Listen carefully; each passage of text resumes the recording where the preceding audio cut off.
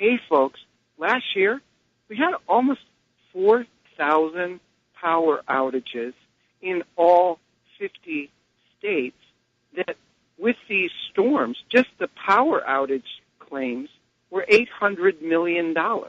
And think of the loss of all of the merchants that have refrigerated or frozen product and all of the homeowners in the same situation that have deep freezes full, that all that product is gone. I mean, it's after 3 or 4 days, it's ruined. That's crazy. You mentioned food, and you can't have perishables out for more than, I like to say, 2 hours. Some people stretch it to 4. But let's use my overcautious example. Your perishables, those things in your refrigerator that are going to go bad, shouldn't be above 40 degrees for more than, in my view, 2 hours. Other folks say 4 hours. How about getting one of those little digital thermometers that we can stick into the perishables to say, okay, 41, this is history.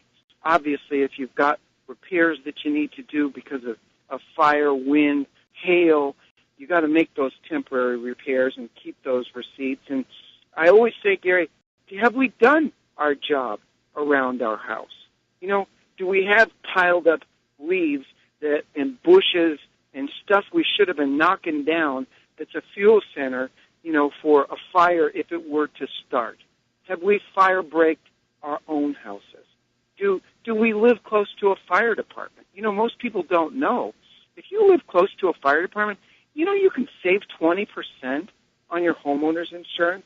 And even if you just have as little as fire extinguishers or a fire alarm, or you upgrade your old wiring, save 20% on that homeowner's insurance. So it's really, really important.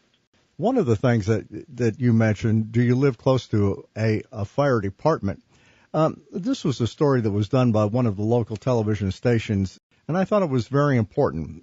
This couple moved into a home in a subdivision, and right outside their property was a hydrant. They assumed, as I would, quite frankly, that it was a fire hydrant. It was not. It was a hydrant, but it did not produce water that the fire department could hook up to. It was sold to them saying by the realtor, now see, you got a hydrant right out there. Well, they made the bad assumption that she meant a fire hydrant. She said it was a hydrant. She was in the clear. She pointed out a hydrant, but it was not a fire hydrant. Well, their house burnt down. Why? Because the fire department came out. They didn't have a water supply. They didn't bring a tanker. And the house burnt down.